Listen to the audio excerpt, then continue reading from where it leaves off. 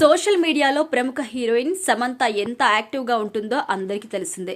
ప్రతిరోజు ఆమె తనకి సంబంధించిన ఏదో ఒక ఫోటోని లేదా ఆ సమయంలో ఆమె మదిలో మెలిగే ఆలోచనను స్టోరీల రూపంలో ఫ్యాన్స్తో పంచుకుంటూ ఉంటుంది. ఆమె పోస్టులకు లక్షల సంఖ్యలో లైక్స్, కామెంట్స్, వ్యూస్ వస్తుంటాయి. అలాగే అప్పుడప్పుడు ఆమె మనసుకి హత్తుకునే విధంగా ఎవరైనా అభిమాని పోస్ట్ పెడితే దానిని ఆమె ఖచ్చితంగా సమాధానం ఇస్తుంది. రీసెంట్గా ఆమె అభిమానికి అలాంటి రిప్లై ఇచ్చింది.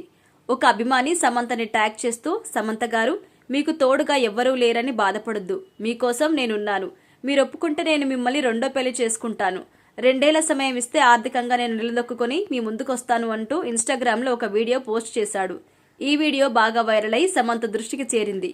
ఆ వీడియోలో అతని వెనుక జిమ్ వర్కౌట్స్కి సంబంధించినవి ఉండడాన్ని చూసి సమంత సమాధానం చెప్తూ, నీ వీడియో బ్యాక్గ్రౌండ్లో జిమ్ ఉంది, అది చాలు నాకు, నేను దాదాపుగా ఒప్పుకున్నాను అని అంటుంది.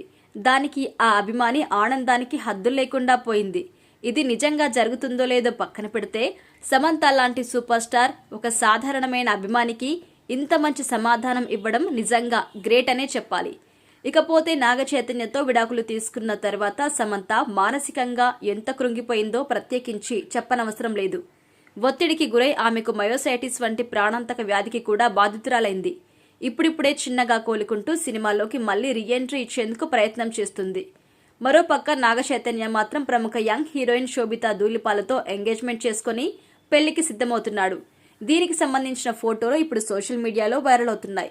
అదే సమయంలో ఇన్ని రోజులు సమంతది తప్పు అని అనుకున్న నెటిజన్లు మొత్తం ఇప్పుడు ఆమెపై సానుభూతి చూపిస్తూ ఆమెకి సపోర్టుగా పోస్టులు కూడా పెడుతున్నారు.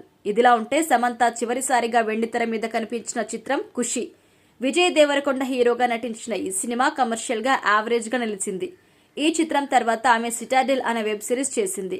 అతి త్వరలో ఈ సిరీస్ అమెజాన్ ప్రైమ్ లో స్ట్రీమింగ్ కాబోతుంది. వీటితో ఒక తమిళ ప్రాజెక్టులో నటించేందుకు సిద్ధమైంది. అలాగే ఆమె నిర్మాతగా కూడా పలు సినిమాలు నిర్మించేందుకు సన్నాహాలు చేసుకుంటుంది.